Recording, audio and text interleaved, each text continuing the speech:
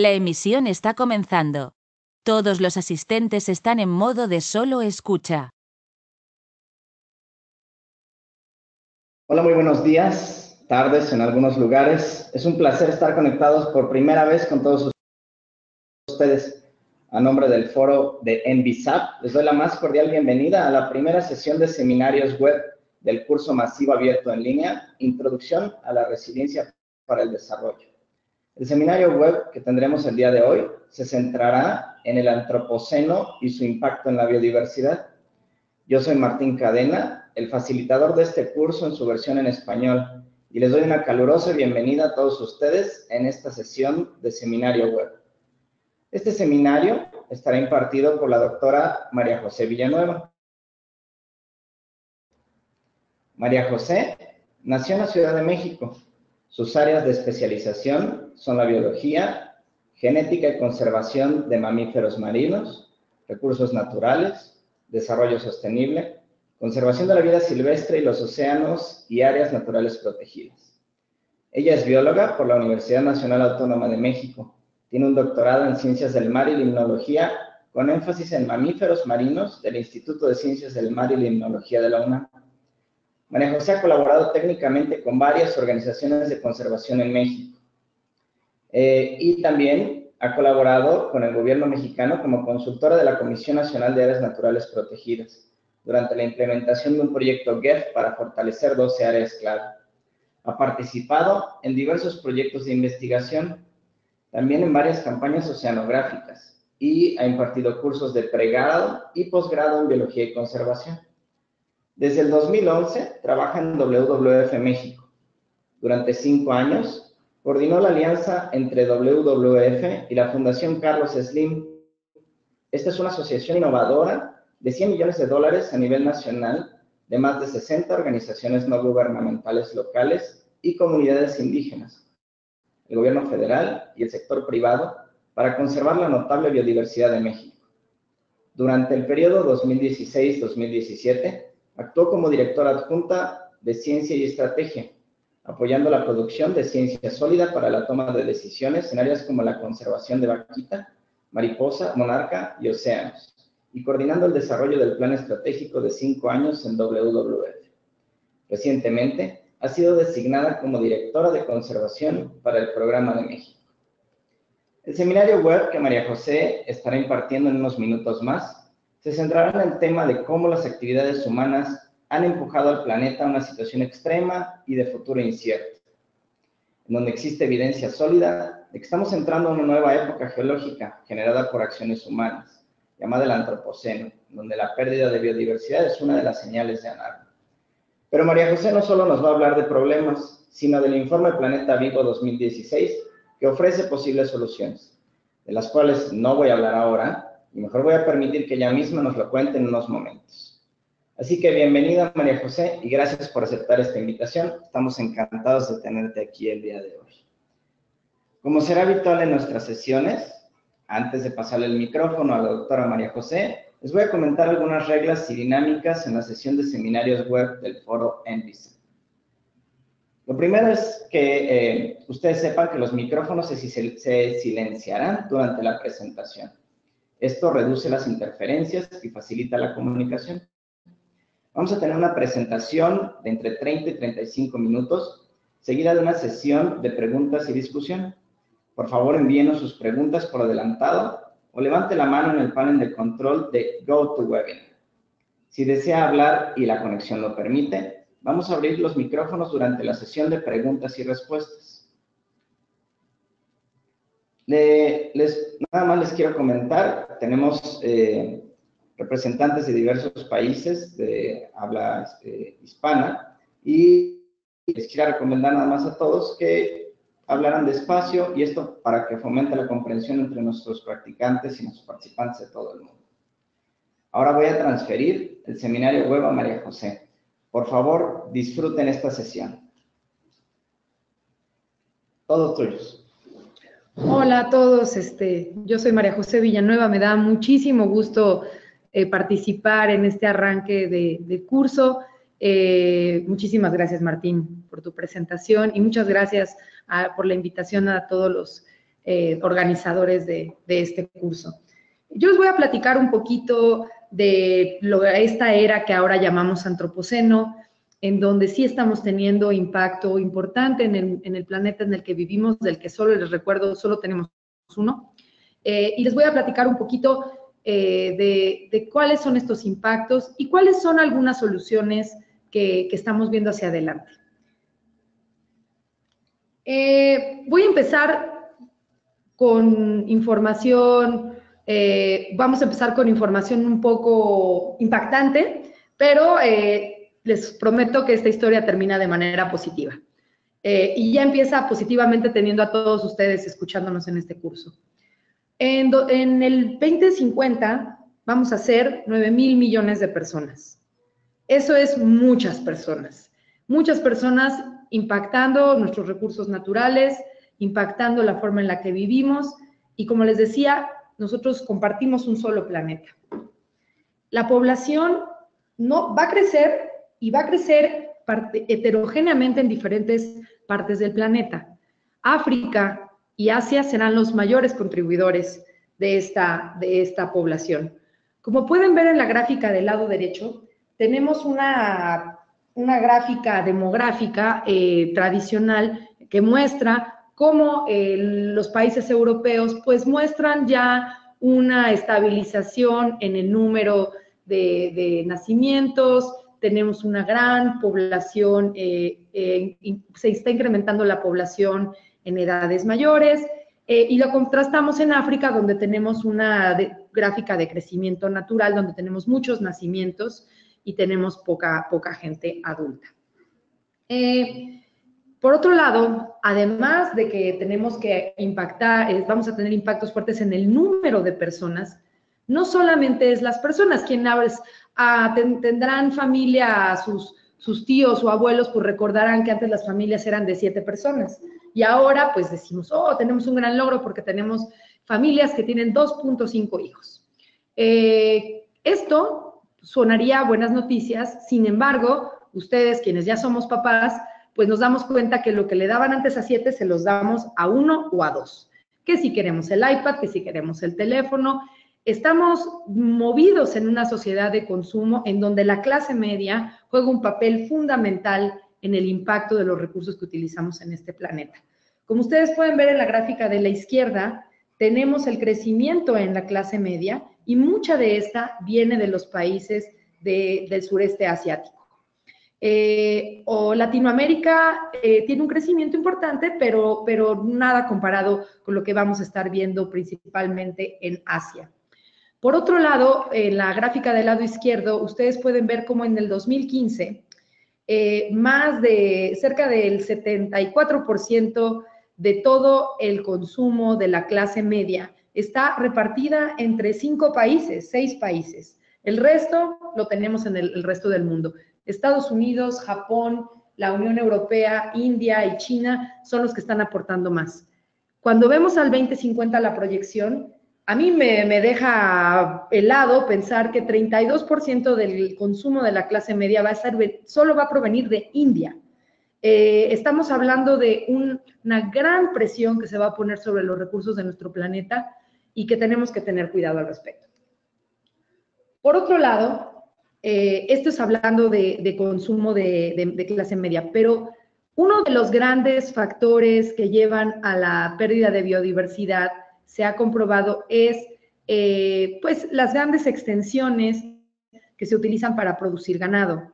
El consumo de carne es, si ustedes tuvieron la oportunidad de leer un reciente paper que salió, creo que en Science, indica que si uno quiere contribuir al bienestar del planeta, más allá de reciclar y separar la basura y usar menos papel, hay 4 cosas que uno puede hacer. Tener menos hijos, comer menos carne y usar la bicicleta para ir a trabajar.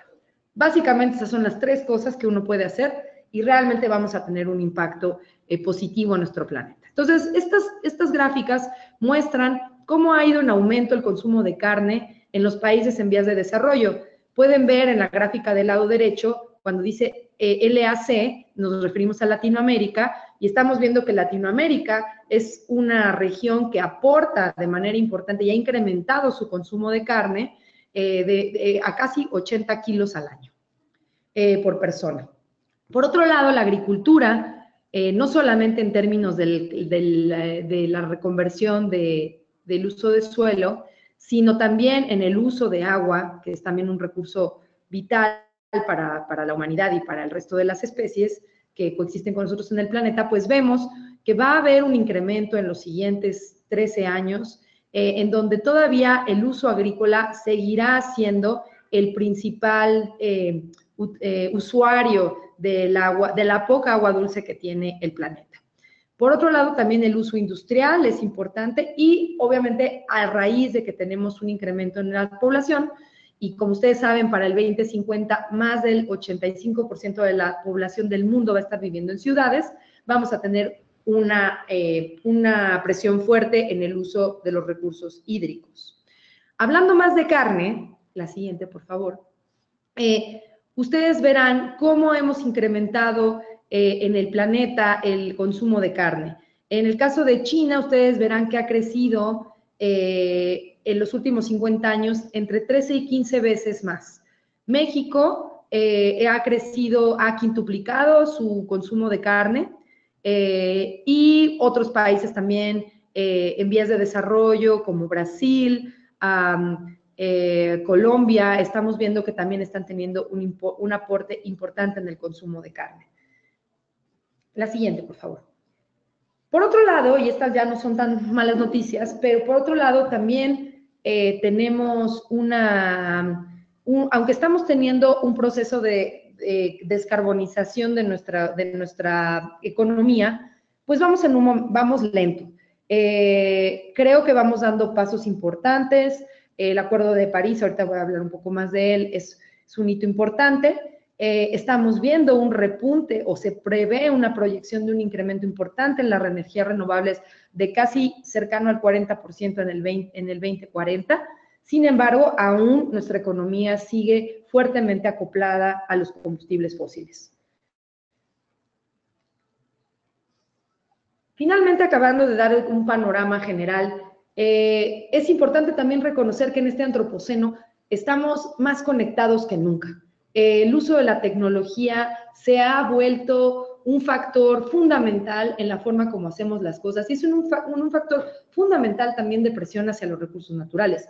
Todos podrán voltear a su lado izquierdo o derecho, bolsa del pantalón, y todos cargan un celular. Los celulares y las pilas de los celulares provienen de áreas protegidas en el norte de África. La producción de teléfonos celulares está teniendo un impacto importante, pero a lo que yo me quiero referir en esta lámina es a que estamos conectados.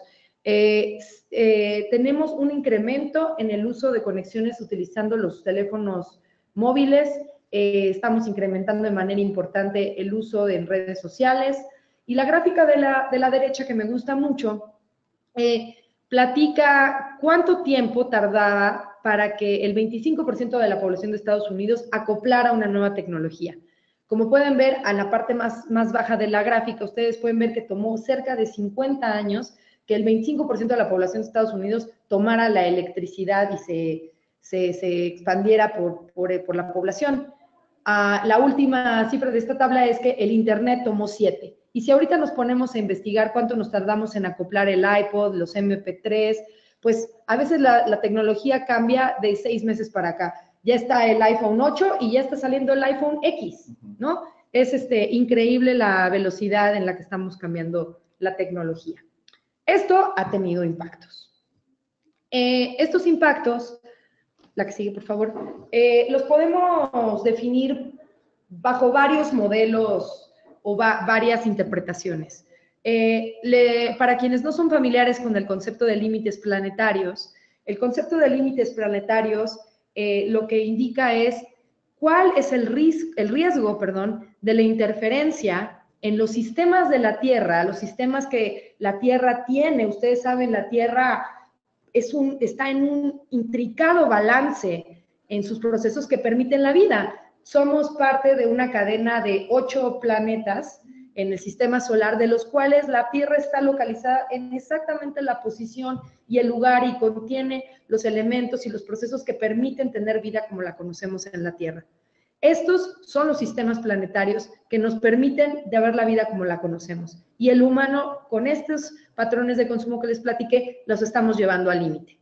De los 9 sistemas planetarios que tenemos, 4 de ellos están ya en un riesgo importante, donde no sabemos qué va a pasar. Podemos proyectar, ya con cambio climático lo estamos viendo mayores incidencias de huracanes más fuertes, huracanes que además se comportan de manera extraña. Pregúntenle a las habitantes de Houston si esperaban tener a un Harvey que les echara tanta agua y que literalmente los ahogara. Tenemos indicaciones en artículos científicos de que incluso los movimientos telúricos están siendo afectados por incrementos en la temperatura de la Tierra. Realmente el cambio climático está empujándonos al límite. Por otro lado, el otro sistema que estamos impactando son la integridad de la biosfera y particularmente en las tasas de extinción. Seguramente en otros seminarios les han comentado que en este antropoceno nos estamos enfrentando a la 6ª extinción masiva. Nunca en la historia del planeta habíamos podido ser testigos de una pérdida tan alarmante de la biodiversidad. Y ahora les voy a platicar un poquito más a través del informe Planeta Vivo, pero estamos perdiendo especies a un ritmo alarmante. Y especies no solamente que son bonitas y que tenemos la cuestión ética de cuidarlas, especies que sostienen nuestros servicios ecológicos, que sostienen los procesos de la Tierra. Por otro lado, el cambio de uso de suelo es otro de los sistemas que estamos impactando de manera muy importante. Ya lo comentamos a través del cambio principalmente para la producción de carne y la producción agrícola.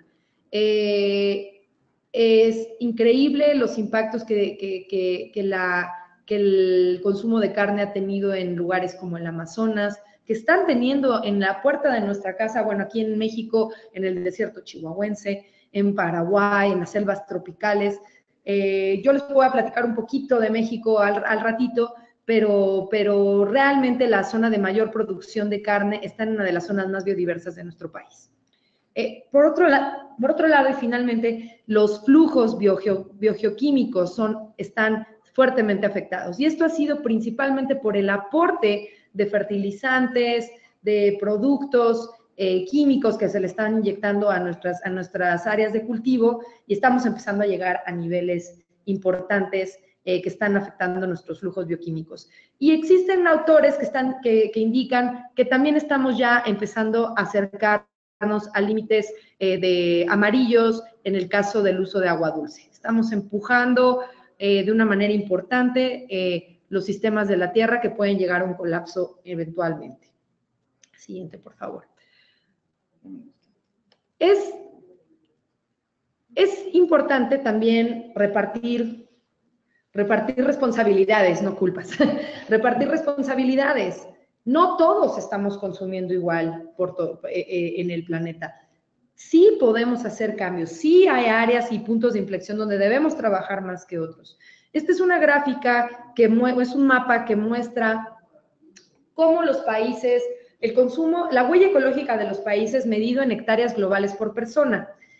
Las hectáreas globales es una medida que nos permite identificar y contrastar cómo estamos consumiendo con respecto a otros países.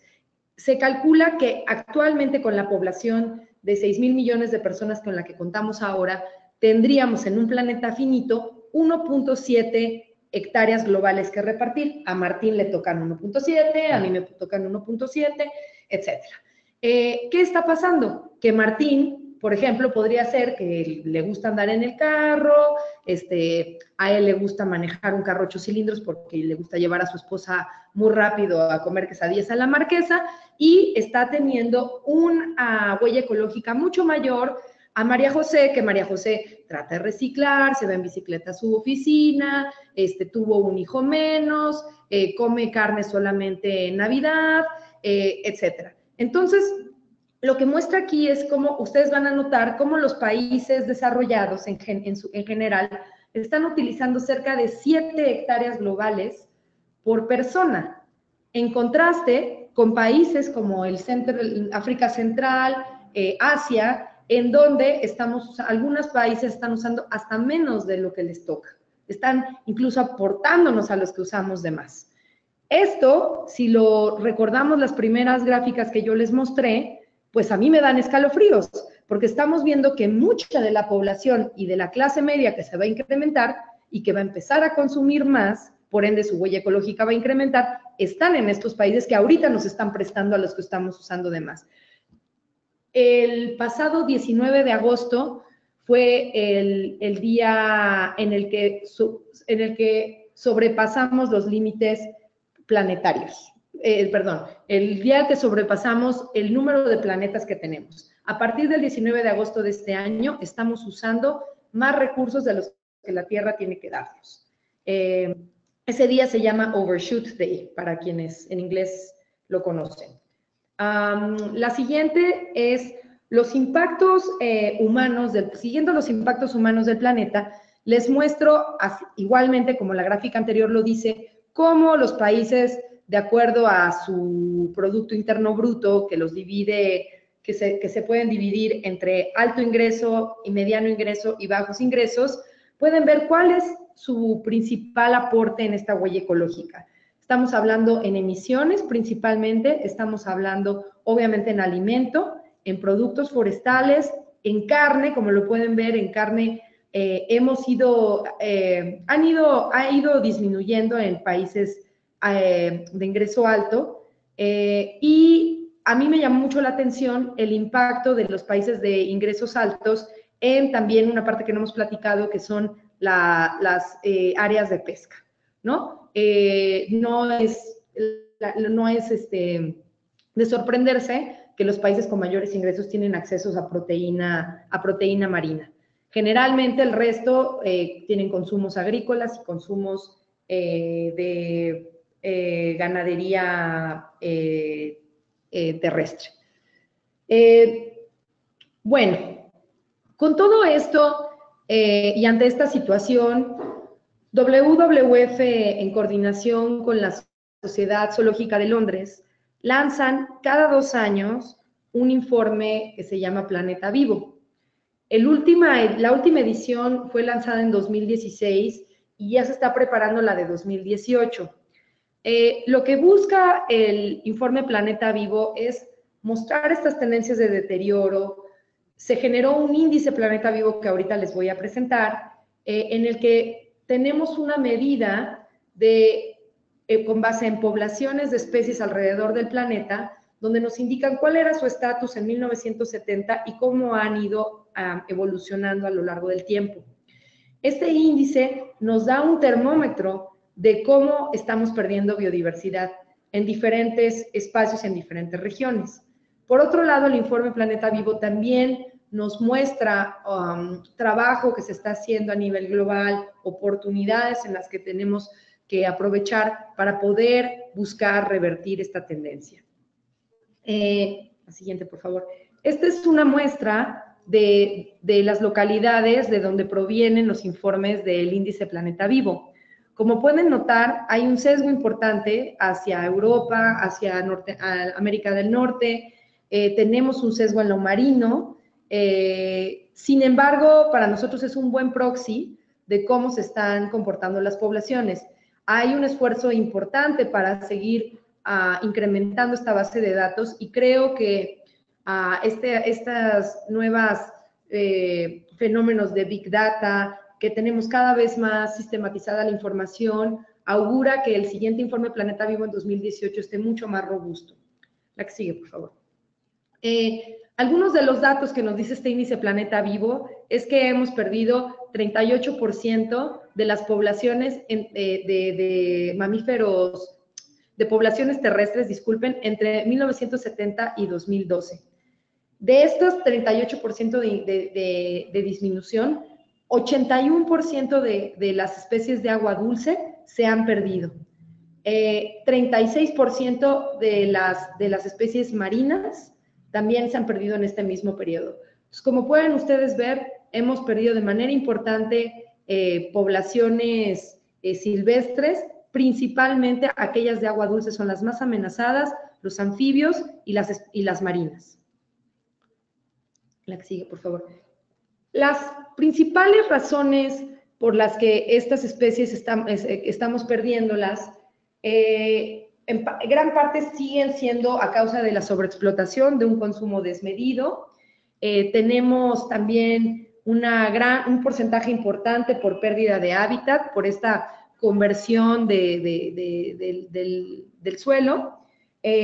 Sin embargo, especies marinas, ustedes podrán notar que también está teniendo una importante presión por parte del cambio climático. Esto a nosotros nos permite identificar cuáles son las amenazas más apremiantes y que nos empiezan a dar algunas tendencias de cuáles son los principales factores de la pérdida de la biodiversidad. La que sigue, por favor. Aquí, esta gráfica, que es la que se muestra a lo largo de todo el informe, lo que nos dice es que en 1970 sería como nuestra línea base. En 1970 estaríamos en 1, en el balance. Y a partir de 1970 vamos viendo cómo o se va incrementando la biodiversidad o las poblaciones van incrementando o van disminuyendo. En este caso, dado la presión, el consumo y las presiones que acabo de explicar, pues estamos viendo lamentablemente que este índice Planeta Vivo ha ido disminuyendo. En 2016 se muestra un 53% de disminución desde 1970 del índice Planeta Vivo, y una extrapolación al 2020 nos indica que estaríamos enfrentándose a una disminución del 67% de la pérdida de la biodiversidad. Estamos hablando que en menos de 50 años hemos perdido casi el 70% de nuestra biodiversidad. Yo no sé si a ustedes les asusta, pero a mí sí me asusta y me asusta mucho. Si seguimos en esta tendencia que es la flecha morada, no sabemos qué pueda pasar. La que sigue, por favor. Entonces, ¿qué es lo que deberíamos estar buscando todos aquí? Revertir esta pérdida de la curva esta pérdida de biodiversidad. En inglés, nuestro director Marco Lambertini dice que tenemos que doblar la curva. We have to bend the curve.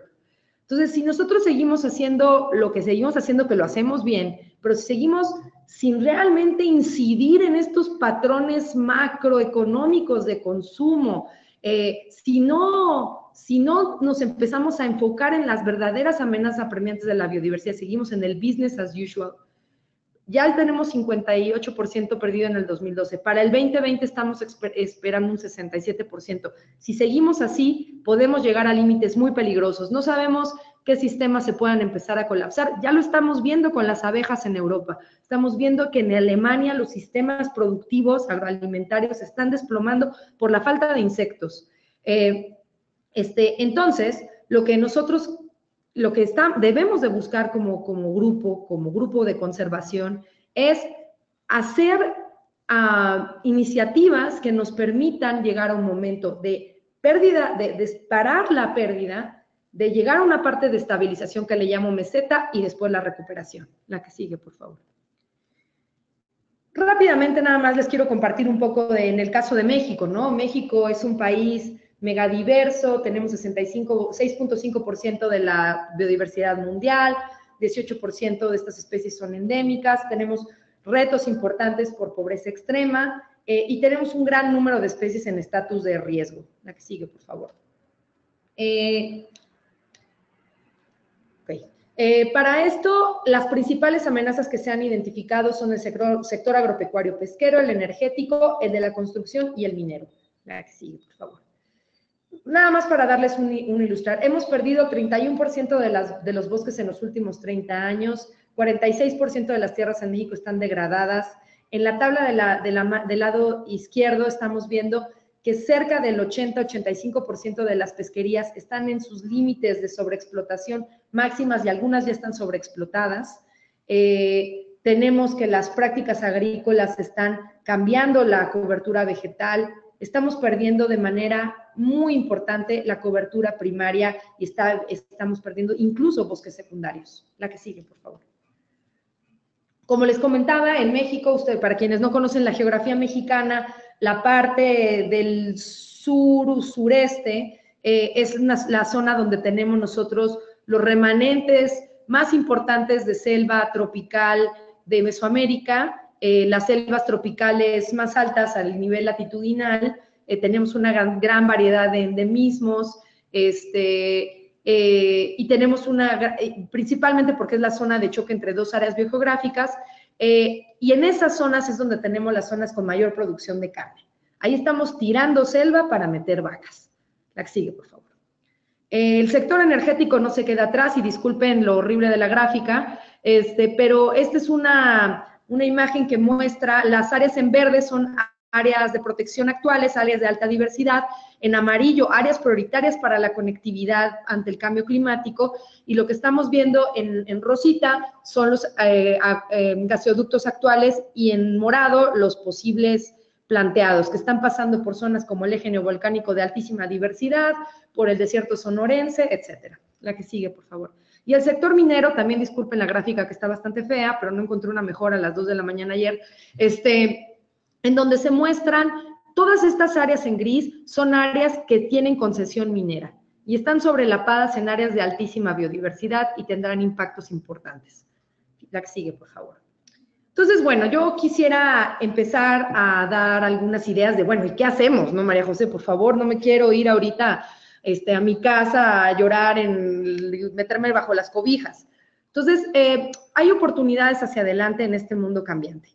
Necesitamos meternos en la cabeza que para el 2050 necesitamos nada más estabilizar el clima, estabilizar la población y la inequidad, y estabilizar a la vez la biosfera. Bueno, y ayudar a que la pérdida disminuya. Sigue, por favor. Tenemos un camino empedrado, sin embargo, hay buenas noticias. Tenemos el Acuerdo de París que se firmó el año pasado.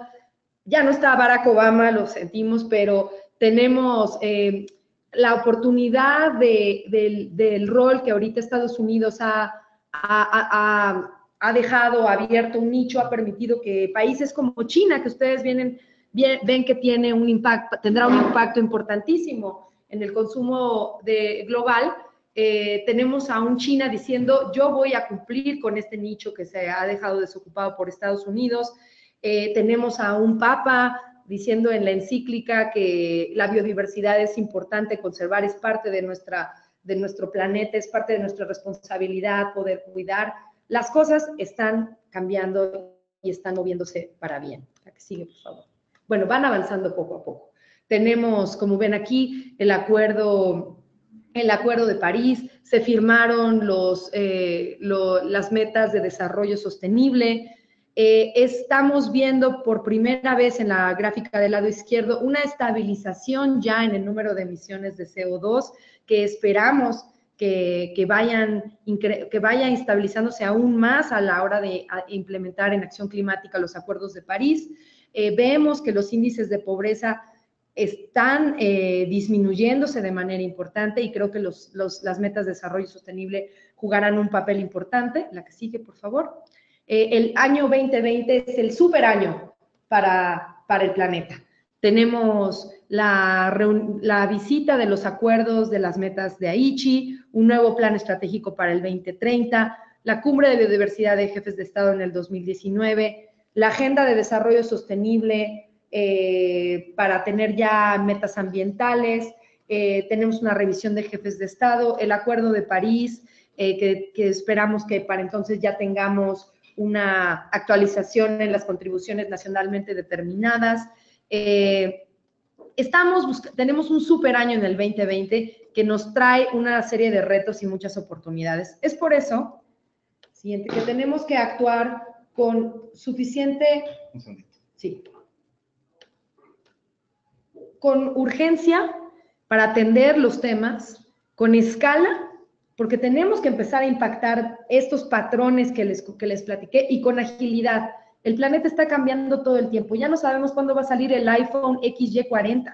Tenemos que estar actuando estar preparados con la información necesaria o la información existente, y poder tomar las mejores decisiones con la agilidad necesaria.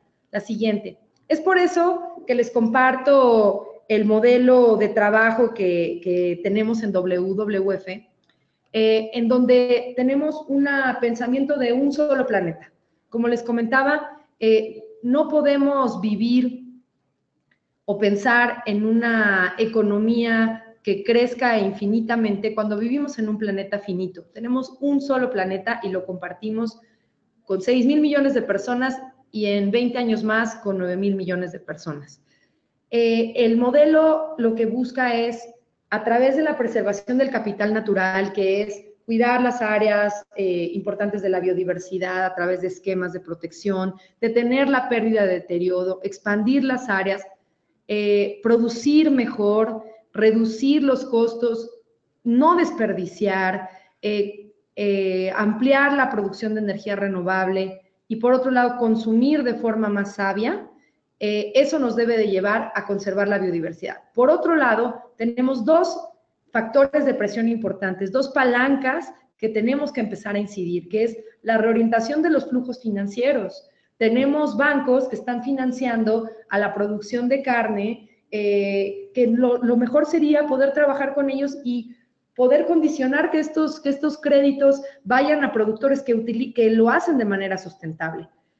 Por otro lado, y del lado derecho, ustedes verán que otra palanca importante es la gobernanza. Tenemos que lograr una gestión equitativa de los recursos. Tenemos que asegurarnos que la toma de decisiones es informada y que tiene un punto de vista ecológico. Tenemos que hacer a las comunidades custodias de este medio ambiente. Todo esto nos debe de llevar a tener una seguridad alimentaria, hídrica, energética, que tengamos integridad de nuestros ecosistemas, que sigan manteniendo las funciones y los servicios que nos presentan y conservar la biodiversidad.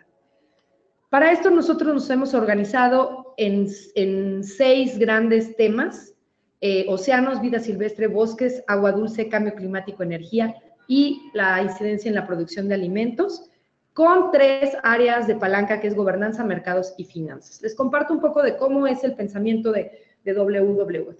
Creemos que de esa forma, en estas 6 grandes temas, tenemos metas muy ambiciosas, entre ellas proteger 30% en tierra y mar, eliminar cacería ilegal, duplicar las pesquerías sustentables, detener la deforestación en zonas importantes, mantener el flujo de los ríos, reducir el impacto en la producción de alimentos y reducir a la mitad las emisiones de gases de efecto invernadero.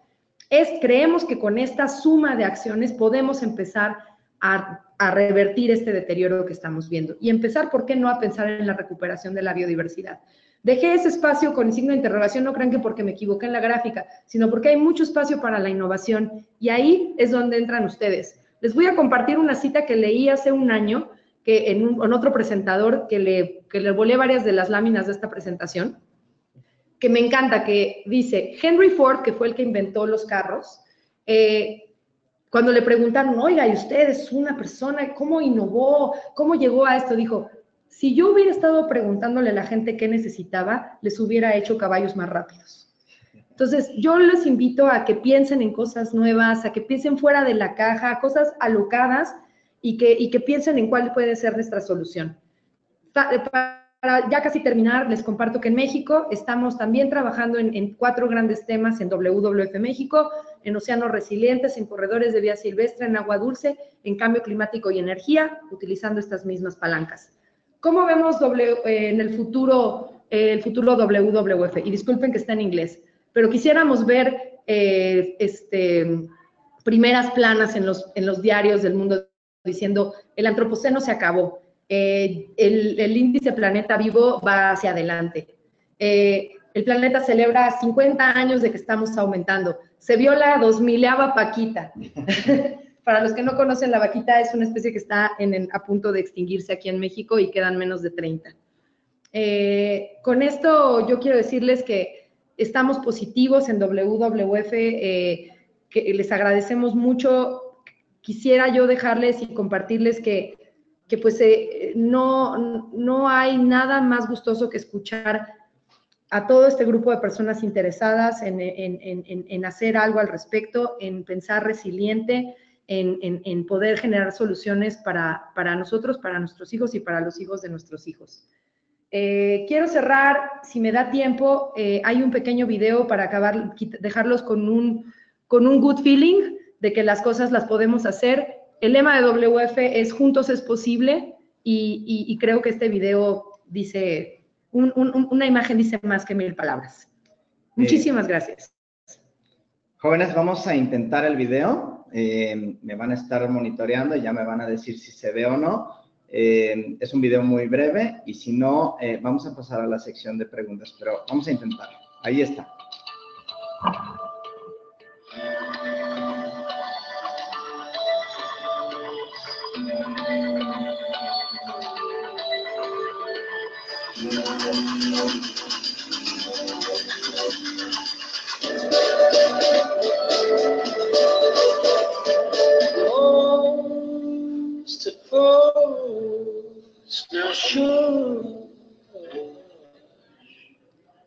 She makes the stars seem to come down.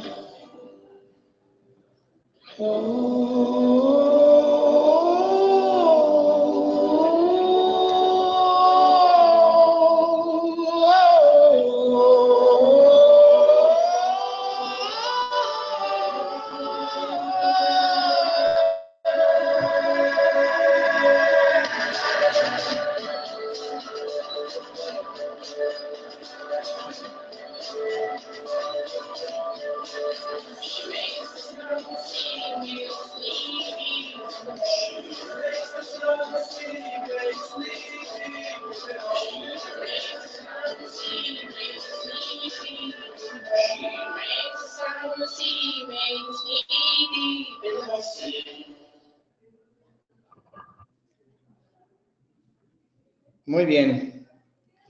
Le quiero agradecer mucho a María José por compartir aquí su valioso tiempo con nuestros participantes. Esta fue definitivamente una presentación extremadamente interesante y muy útil para abrir boca y comenzar la semana 1 de nuestro curso. Ahora vamos a empezar la parte interesante, en donde si la tecnología es nuestra amiga, vamos a tener una gran interacción con todos ustedes durante un espacio de unos 30 minutos para la sesión de preguntas y respuestas. Les voy a pedir paciencia. Estamos, ya saben, trabajando a la distancia y vamos a tratar de que esto sea lo más interactivo posible. Voy a dar pie a que combinemos la parte de las personas que han levantado la mano y las preguntas que han puesto de manera escrita. Entonces, lo vamos a ir combinando, nada más ténganme un poco de paciencia y vamos a empezar ahí con la primera pregunta. Ahorita le voy a abrir el micrófono, a ver, un segundo, porque tengo aquí, les voy a pedir que cuando les abra el micrófono mencionen su nombre y de qué país vienen, por favor. Le voy a abrir el micrófono a Ítalo Agurto. Entonces, Ítalo, por favor, sé concreto en tu pregunta y si nos comentas tu nombre, de qué país nos estás escuchando. Adelante.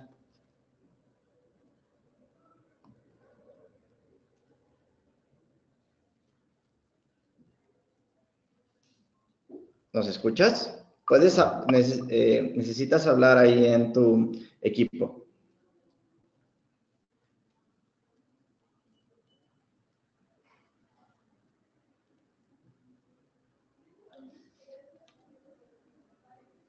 Bueno, vamos a hacer un segundo intento. Ahorita, si me permites, Ítalo, le voy a dar la palabra a Mariela Quiroz. Voy a abrir su micrófono y después vamos a intentar regresar contigo. Y si no, te voy a pedir que dejes la pregunta de manera escrita, por favor. Aprovechando que está aquí María José, le voy a comprometer a que nos dé respuesta a todas sus inquietudes que dejen de manera escrita.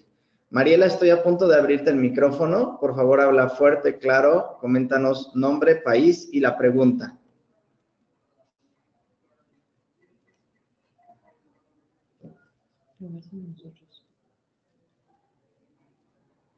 Déjame preguntar cómo estamos ahí.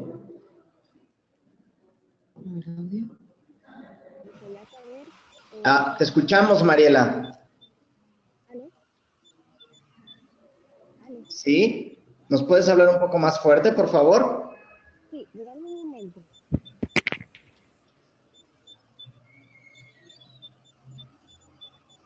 Escuchamos ya tu micrófono abierto, pero todavía no te escuchamos a ti. ¿Se escucha? Sí, un poco lejos. Adelante, por favor. Bueno, como les decía, mi nombre es Mariela Quiroz, hablo de Costa Rica. Me gusta mucho la presentación, es sumamente importante para nosotros como país representante de la protección a nivel centroamericano. Me gustaría consultarle a María José si me podría explicarme un poquito más sobre el Overshoot Day. Gracias. ¿Sobre qué, perdón? ¿Me puede repetir la última parte de la pregunta? Overshoot Day. El Overshoot Day. Sí, claro, con gusto, Mariela. Mira, cuando nosotros medimos la huella ecológica está basada en la idea que tenemos un solo planeta, ¿ok? Entonces, cuando el planeta tenemos cálculos que nos dicen cuál sería la máxima huella ecológica que podría sostener un planeta como la Tierra. Y eso está medido con base en el consumo de carbono, de carne, del número de consumo de aerolíneas, etcétera. Se hace toda una cuantificación. Ahora bien, el Overshoot Day es ese día en el que es el día en el que ya nos gastamos todos los recursos que la Tierra tendría que darnos ese año, pensando en que hay recursos renovables, hay recursos hay ciclos hidrológicos, etcétera. Entonces, este año, el Overshoot Day fue el 19 de agosto. El año pasado, el Overshoot Day fue alrededor de principios de septiembre. Lo que está pasando es que los humanos en el planeta estamos consumiendo más recursos de los que la Tierra tiene para darnos. Entonces, a partir del 19 de agosto, que este año fue el Overshoot Day, estamos pidiéndole prestado a la Tierra. ¿Qué quiere decir? Que lo que ya estamos utilizando, los propios ciclos biológicos naturales no están pudiendo recuperarlos. Entonces, estamos ya pidiéndole como dinero extra al banco. Ese es el concepto de Overshoot Day. Y lo que estamos viendo es que cada año llega más pronto el Overshoot Day. Eso es algo que nos debe de preocupar mucho. Actualmente, en promedio, los humanos consumimos 1.4 o 1.5 tierras al año. Los recursos de 1.4 o 1.5 tierras. Espero que te haya quedado claro que al principio empecé un poco complicada. De todas formas, le vamos a pedir a María José que nos deje lecturas adicionales en donde ustedes pueden profundizar sobre este tipo de conceptos. Voy a pasar a la siguiente pregunta hablada. José Flavio, te voy a dar la palabra. Voy a abrir el micrófono. Si te presentas, por favor, nos dices de qué país nos escuchas y adelante con tu pregunta, por favor. Hola, buenos días. Buenos días, José Flavio. ¿Puedes hablar un poquito más fuerte, por favor? Hola, buenos días. Soy de México y tengo la pregunta de cuál es la postura de la WWF respecto a la acelerada pérdida de biodiversidad y cobertura vegetal a causa de los cultivos transgénicos. Bueno, WWF nuestra misión es frenar la pérdida de la biodiversidad y es lograr que el humano viva de manera armónica con la naturaleza. Como ustedes pudieron ver en el informe Planeta Vivo, nosotros utilizamos la biodiversidad como un indicador de que estemos haciendo las cosas bien o mal, y como lo compartí con ustedes, las cosas no van bien. Estamos perdiendo nuestras poblaciones y nuestras especies de manera acelerada. Particularmente hablando de organismos transgénicos, nosotros en WWF no tenemos una postura definida al respecto. Nosotros siempre apoyaremos la conservación de los procesos biológicos naturales.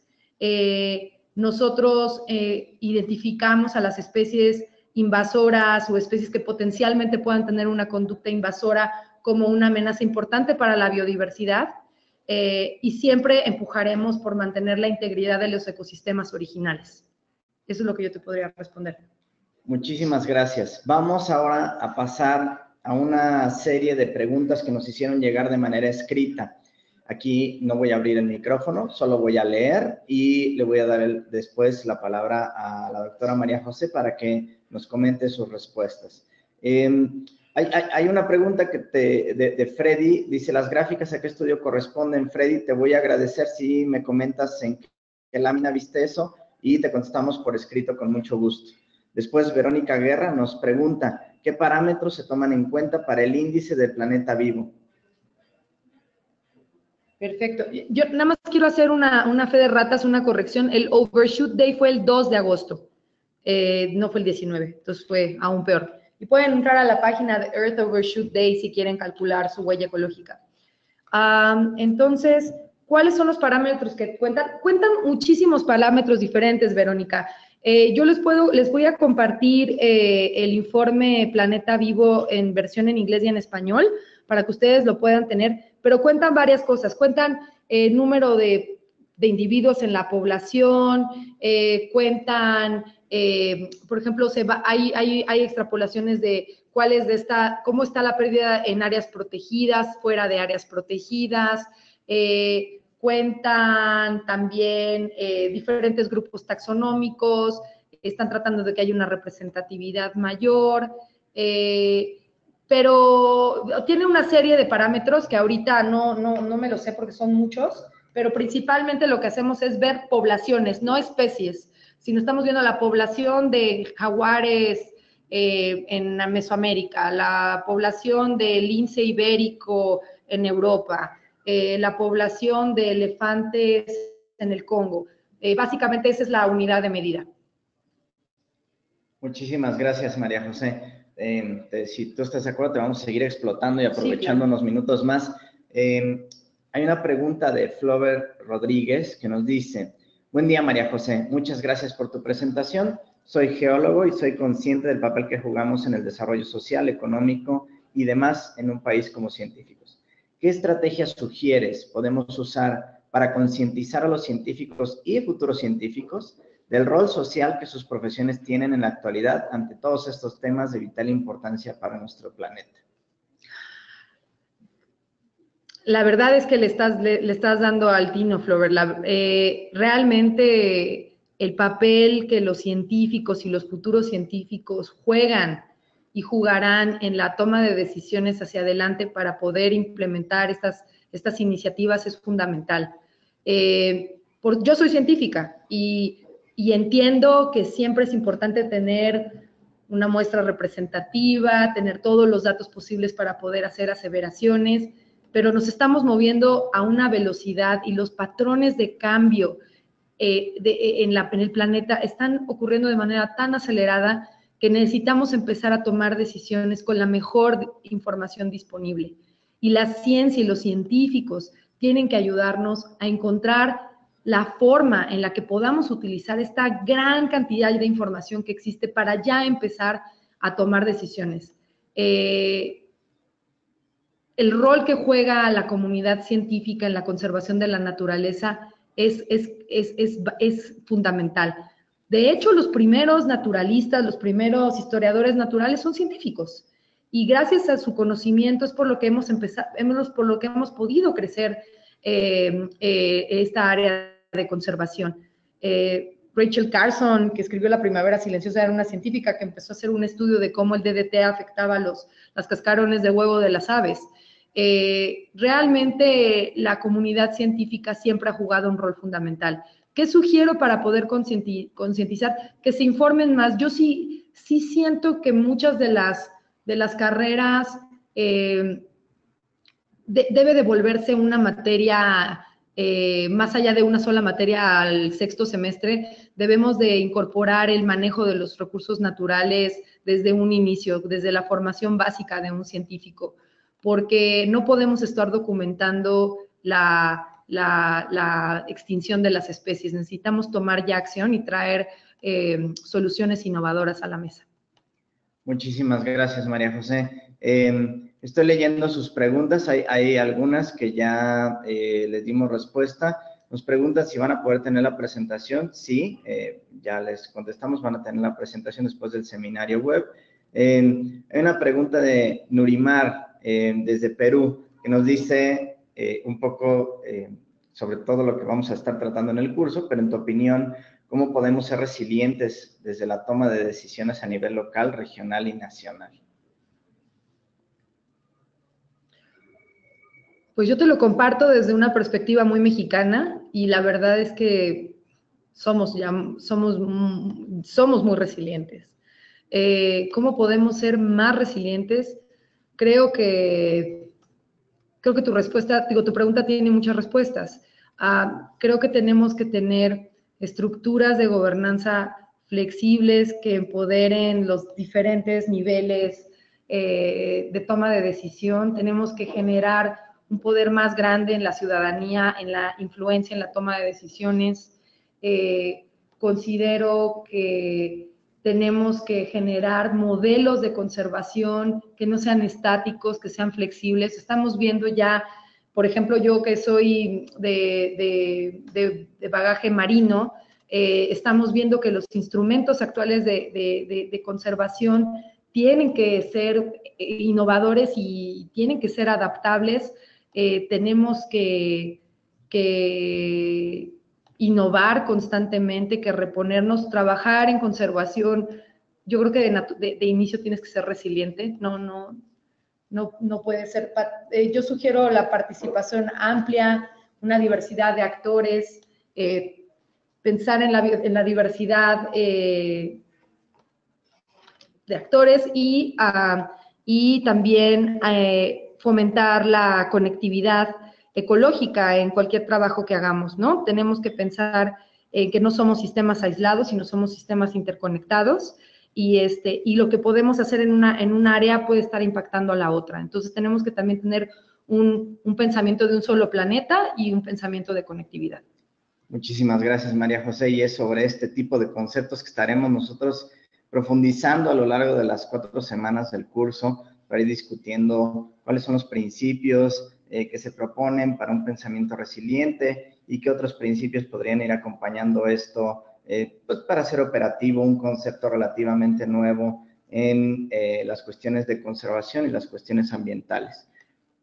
Nos preguntan que si podrías recordar el nombre del concepto en inglés de cuando se sobrepasan, ya lo pusimos ahí, se llama overshoot y ya les envié la página a consultar del Overshoot Day. Dame un segundo más. A ver, Estefanía Basurto nos dice, hola, mi nombre es Estefanía, soy de Ecuador. Evidentemente estamos enfrentando una situación crítica en cuanto a la diversidad del planeta. Mi pregunta es, ¿cómo aumentar el compromiso de las poblaciones en vías de desarrollo, las poblaciones humanas, supongo, que se enfrentan al dilema, ¿cuido de mí o de la especie endémica? Porque es un problema que tenemos en Galápagos y en otras áreas protegidas de Ecuador donde existe caza ilegal. Gracias por tu pregunta, Estefanía. Yo creo que estamos en un proceso en el que tenemos que cambiar este paradigma, este dilema de conservación versus bienestar humano. Es completamente diferente. Tenemos ya la información y tenemos maneras claramente de identificar cuáles son los beneficios de estar en un ambiente balanceado, en un ambiente integrado. Creo que un reto que tenemos hacia adelante es poder implementar el modelo de desarrollo sostenible como todas sus letras lo dicen. Efectivamente, no es de sorprendernos que las zonas con mayor biodiversidad son las zonas con mayor pobreza. Tenemos que lograr una valoración de la naturaleza en sí misma, pero también de los servicios ecosistémicos que proveen, y que cada una de las piezas y de las especies, ya sean endémicas o endémicas, juegan un rol fundamental en mantener esos servicios. Galápagos es un ejemplo claro en donde tenemos actividad, una derrama importante por actividad turística, tenemos una derrama importante por producción pesquera, tenemos una derrama importante por la ciencia que se produce y que rara vez está bien remunerada. No se paga ese servicio que la naturaleza se da. Y los primeros usuarios son las poblaciones, los pobladores locales. Lo que tenemos que hacer, y ya hay algunos ejemplos en donde tenemos que empoderar a los pobladores locales en volverse custodios y recipientes de esta riqueza que la naturaleza tiene.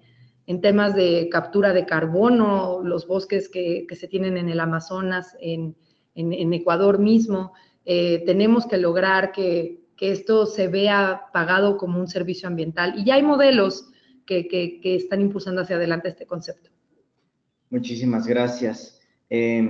María Zorrilla Ramos nos pregunta, dice, me gustaría que pudieran profundizar en las diferencias entre el impacto de comunidades urbanas y comunidades rurales. Bueno, pues sí son distintas. Los impactos de las zonas urbanas, y retomando lo que se comentó hace rato, que en el 2050 vamos a ser más del 80% de la población mundial va a estar viviendo en ciudades. Los principales impactos que tiene sobre la biodiversidad es el consumo de recursos. Yo voy a poner como ejemplo la Ciudad de México. La Ciudad de México está creciendo de manera importante y eso está impactando las zonas alrededor de la ciudad. No necesariamente solamente en la cambio de uso de suelo por infraestructura, sino en que estamos perdiendo zonas rurales que antes producían alimento, se están cambiando por condominios o zonas residenciales. Eso hace o aumenta la erosión de suelos y por ende la captación de agua pluvial. Estamos teniendo un impacto en el consumo de agua. Los bosques alrededor de la Ciudad de México ya no están dándose abasto para darnos agua. Traemos agua de cientos de kilómetros a la redonda. Estamos secando otros lagos para suplir con la demanda de agua de la Ciudad de México. Por otro lado, en términos de emisiones de gases de efecto invernadero, creo que las ciudades son las que tienen mayor impacto. Yo les invito a que vengan un día a la Ciudad de México para que vean lo que estoy viendo ahorita, y es una nata de smog, lo que hacemos a través de la producción, de la combustión de combustibles fósiles. Principalmente esos serían los impactos. También la generación de basura. Es algo que no mencionamos y que creo que también es parte del antropoceno, es la cantidad de basura que estamos generando. Mucha de ella se va a los mares. Estamos hablando de que 7 millones de toneladas al año de basura se van a los mares, y las ciudades son una gran productora de basura no reciclable. Por otro lado, las comunidades rurales, quienes son las que están directamente relacionadas a estas áreas naturales de alta biodiversidad, pues tienen impactos en su modo de vida diario. Obviamente las actividades productivas con malas prácticas, como pues agricultura de roza tumba quema, tienen impactos importantes en la biodiversidad. La cacería de monte también es otra importante. Son diferentes, pero no necesariamente unas son más grandes que otras y tienen modelos de intervención distintas. Creo que las comunidades rurales, como les digo, más que ser un problema, son una solución. Ellos son los custodios naturales de esta biodiversidad y tenemos que trabajar en fortalecer ese rol que tienen de custodios, y todos agradecerles porque cuidan los pulmones de aire que respiramos, incluso las áreas de pesquerías. Uno de cada 2 bocanadas de aire que tomamos se la debemos al mar, cosas que tampoco mencionamos del mar. Y finalmente creo que también las zonas urbanas tienen un rol también importante que jugar. Son los reservorios de capital social y político que mueven a las políticas públicas y proveen cambios. Entonces yo lo dejaría ahí. Me extendí demasiado. No, muchísimas gracias, María José. Vamos a hacer otro intento por tener la voz. Tenemos a Gilmar Cuellar. Discúlpenme si no pronuncio de manera correcta algunos nombres. Algunos no son tan comunes para mí, pero bueno, les pido una disculpa anticipada. Gilmaro, estoy a punto de darte el micrófono, si te puedes presentar, tu nombre completo, de qué país nos escuchas y la pregunta concreta para la doctora María José, por favor. Adelante.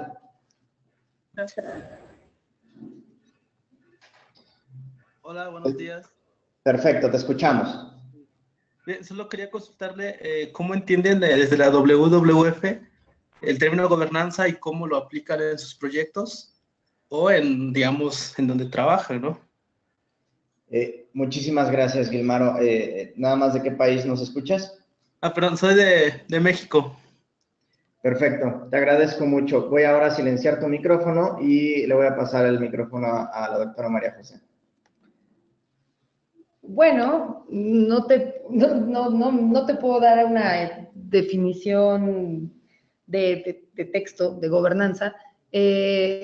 Nosotros creemos que a partir de generar modelos de toma de decisión incluyentes, diversos, y que empoderen a los actores que forman parte de este modelo, podemos lograr una correcta influencia positiva hacia los recursos naturales. En países como México, en donde tenemos 3 niveles de gobierno, un gobierno federal grande con un gran presupuesto, los gobiernos estatales también cada vez más empoderados y gobiernos municipales paupérrimos y con cambios cada 3 años, eso es a nivel de gobierno, pues da una volatilidad y una incertidumbre a la gestión de los recursos naturales en el territorio. Las comunidades, que como tú bien sabes, pueden estar organizadas a través de asambleas comunales, a través de, algunos ya son grupos de ejidos, sociedades de producción rural. Estos arreglos comunitarios son importantes foros de toma de decisión que muchas veces, que nosotros vemos como áreas de oportunidad, de fortalecimiento, porque al fin y al cabo ellos son, como había mencionado antes, los custodios y los que conocen su patrimonio y los que son responsables y principales beneficiarios y por ende también los principales víctimas de que la biodiversidad se pierda en sus áreas. Entonces, para WWF, así como para otras organizaciones de la sociedad civil, la gobernanza en países como México, países latinoamericanos, países en África, en Asia, es una forma, más bien es un área en donde tenemos nosotros que trabajar. Eso nos va a permitir tener resultados de mediano y largo plazo, que nos va a permitir también resistir o ser resilientes a los embates de los cambios políticos que tenemos. Muchísimas gracias, María José. Estamos aquí exprimiendo un poco y aprovechando toda la experiencia que tienes. Voy a leer una pregunta que nos manda Vivian, que es un poco relacionada. Ella nos comenta: me preocupa que bajo la visión del desarrollo sostenible, las autoridades ambientales apoyen actividades como la minería a gran escala en países como Colombia, donde hay una muy baja credibilidad en el cumplimiento de las acciones de verificación y control por parte de esas mismas autoridades ambientales. La pregunta es, como sociedad civil nos sentimos de manos atadas para que las cosas se hagan de una manera diferente. Y concretamente nos dice, ¿cómo podemos asumir una posición más fuerte para hacer contribuciones valiosas y defendernos como comunidades afectadas de las mismas autoridades ambientales? Bueno, tocas un tema muy complicado, pero creo que, y haciendo alusión a lo que comentamos en la pregunta anterior, creo que el fortalecimiento de la gobernanza y en la toma de decisiones es una de nuestras armas que tenemos. El gobierno está observado por la sociedad civil, no solamente la organizada bajo ONGs como WWF Colombia, a quien yo te invito a que contactes. Ellos están trabajando con cuestiones mineras, entonces te invito a que contactes con ellos. Están haciendo un gran trabajo con áreas naturales protegidas. Pero creo que por un lado es muy importante, y por eso lo mencionaba cuando hablábamos de las zonas urbanas, el poder que tiene la voz del pueblo. Y no lo digo en el sentido poético, sino que verdaderamente a raíz del crecimiento de redes sociales, del acceso de la información, que hay que tener cuidado con la información, la desinformación, pero la sociedad civil, organizada y no organizada, juega un rol fundamental ante la exigencia de nuestras autoridades a tomar y escuchar nuestra voz. Si las autoridades ambientales están ayudando a que las zonas mineras estén proliferando en las zonas como Colombia, yo te invito a que te acerques a la sociedad civil organizada, que vean cuáles son las alternativas que se están planteando y que también como ciudadanos de Colombia y del mundo alcen su voz, organicémonos y pidamos a nuestras autoridades una rendición de cuentas. Creo que ese es un área de oportunidad que como países latinoamericanos tenemos que aprovechar. Muchísimas gracias. Voy a dar lectura, yo creo que a un par más de preguntas y después vamos a dar pie a algunos comentarios finales. Gracias por la enorme cantidad de preguntas que ustedes han planteado. Creo que la mejor forma de darle respuesta va a ser que compilemos las preguntas y le vamos a pedir a María José, si es posible, porque son de muy diversa índole, que nos prepare un par de párrafos tratando de responder, digamos, o tratando de tocar todas estas preguntas para que pues, tengamos respuesta para lo que ustedes nos están planteando. Nos hacen un comentario. Dice así, déjame ver quién nos lo escribe, porque Eduardo Rodríguez nos dice, la presentación hace parecer que la responsabilidad de la degradación ambiental es de la sobrepoblación que demanda alimentos. Habría que desarrollar un análisis más fino, porque no es la producción de alimentos exactamente, sino los hábitos de consumo que son profesados por el sistema económico dominante en primer lugar, pero además las actividades productivas que generan pérdida de biodiversidad son la producción de soya, piña, caña de azúcar, banano, por lo menos en América Latina, no la producción de alimentos de consumo básico, que en nuestros países ha sido abandonados a su suerte para dedicarse a la producción agroexportadora como negocio. Ignorar esto en el análisis no nos permite poner el énfasis en la solución de las causas estructurales. No será montándome en la bicicleta que cambie la tendencia, hace falta cambios estructurales de fondo y es allí donde la sociedad global debe apuntar de manera organizada y en red. Bueno, es más un comentario que una pregunta.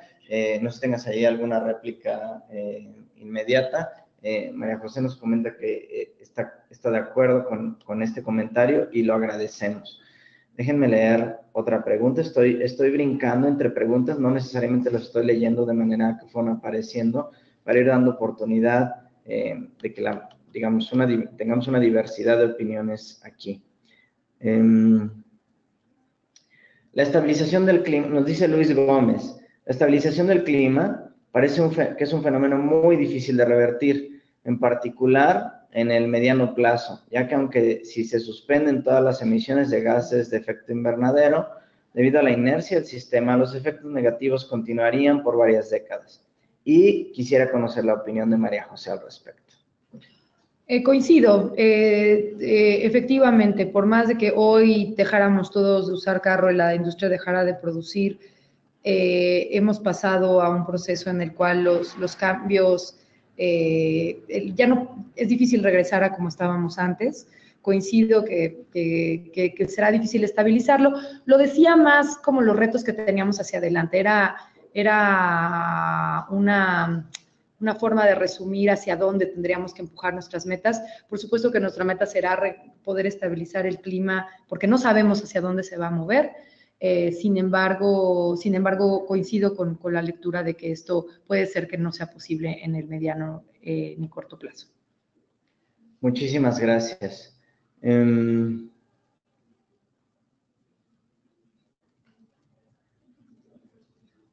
segundo, Ok, vamos a cerrar con esta pregunta que nos hace Víctor Rodas, de Guatemala. Muchísimas gracias, Víctor, por tu pregunta. Nos comenta, ¿cómo ves el clima político internacional para el seguimiento de temas como cambio climático y otros? Pues digo, no voy a negar y hacer alusión a que pues tenemos un panorama complicado al tener a Estados Unidos, al gobierno de Estados Unidos no a bordo del Acuerdo de París. Sin embargo, creo que ha permitido que empresarios de ese país se hayan tomado el liderazgo y se hayan vuelto campeones de este cambio. Las administraciones van y vienen y creo que el cambio ya es de raíz y eso se ve a raíz de la reacción de los empresarios en Estados Unidos. Yo creo que es un ambiente político internacional positivo. Tenemos la oportunidad de países como China asuman el liderazgo y asuman y lideren un proceso de cambio. Tenemos Europa que viene liderando este cambio desde hace tiempo con Alemania a la cabeza.